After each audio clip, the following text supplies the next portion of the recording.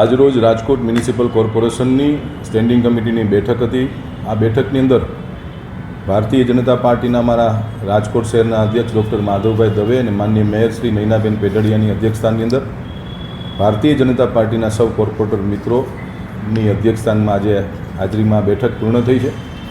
કુલ આ બેઠકની અંદર 114,73,58,000 જેવો અંદાજિત ખર્ચે રાજકોટ શહેરના સર્વાંગી વિકાસ માટે અલગ અલગ કામો માટેની આજની આ સ્ટેન્ડિંગ કમિટીની બેઠકની અંદર કામોને અમે લોકોએ મંજૂરીની બહાલી આપી છે।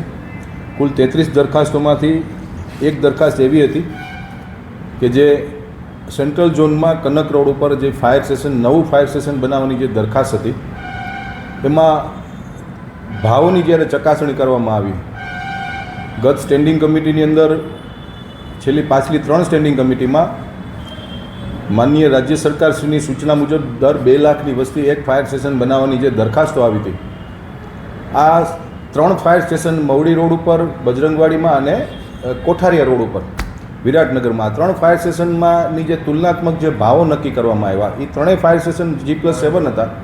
આ G+3 હતું અને ભાવ પર સ્ક્વેર ફીટના ભાવ વધુ આવતા હતા। આ તુલનાત્મક ભાવની દ્રષ્ટિએ સ્ટેન્ડિંગ કમિટીના સભ્યો સૌ ભારતીય જનતા પાર્ટીના કોર્પોરેટર સાથે ચર્ચા વિમર્શ કર્યા બાદ આ દરખાસ્તને અમે લોકો રીટેન્ડરમાં લઈ જઈએ છીએ કારણ કે આ દરખાસ્તની અંદર ભાવ વધુ આવતા હતા। બાકી તમામ દરખાસ્તોને અમે લોકોએ મંજૂરી આજે આપવામાં આવી છે।